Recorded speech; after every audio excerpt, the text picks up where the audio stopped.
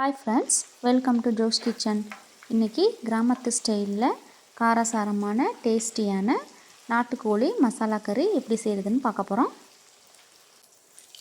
கடாயில் நல்லெண்ணெய் சேர்த்துக்கலாம். எண்ணெய் சேர்த்துட்டு அதில் கொஞ்சமாக சோம்பு பொரிய விடலாம். இது கூடவே கொஞ்சமாக ஸ்பைசஸ்லாம் ஆட் பண்ணிடலாம். இது எல்லாம் நல்லா எண்ணெயிலேயே ஃப்ரை ஆனதும் நல்லா ஒரு கைப்பிடி அளவுக்கு சின்ன வெங்காயத்தை மிக்ஸி ஜாரில் போட்டு கரகரப்பாக அரைச்சிட்டு எடுத்து வந்திருக்கேன். அதையும் இதிலே சேர்த்துடலாம்.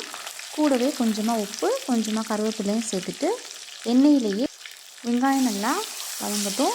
வெங்காயத்தோட பச்சை ஸ்மெல் போகிற வரைக்கும் வெங்காயத்தை நல்லா வதக்கிடலாம்.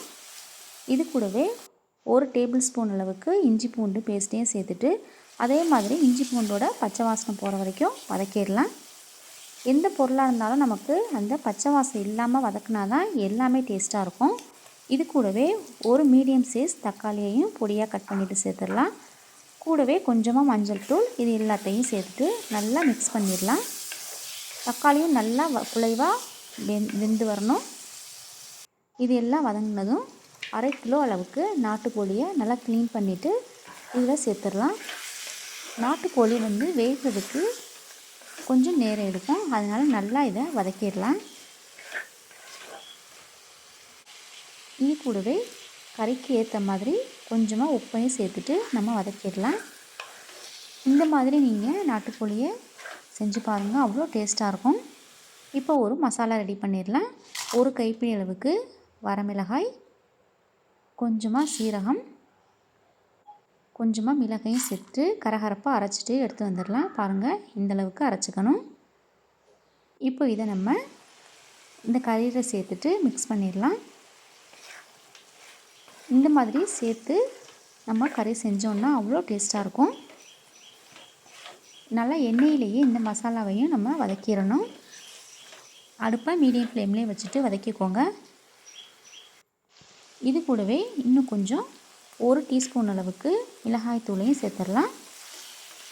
காரம் கம்மியாக சாப்பிட்றவங்க மிளகாய் தூளோட அளவை கம்மி பண்ணிக்கோங்க. இதையும் பச்சை வாசனை போகிற வரைக்கும் நம்ம நல்லா எண்ணெயிலேயே வதக்கிடணும்.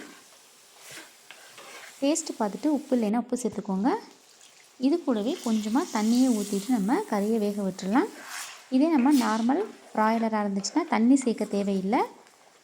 இது நமக்கு வேகிறதுக்கு கொஞ்சம் டைம் எடுக்குங்கிறதுனால தண்ணி சேர்த்துட்டு வேக விட்டுடலாம். இந்த மெத்தட்லேயே நீங்கள் ப்ராய்லர் கறியையும் சமைக்கலாம், அதுவும் இதே மாதிரி டேஸ்ட்டில் தான் இருக்கும்.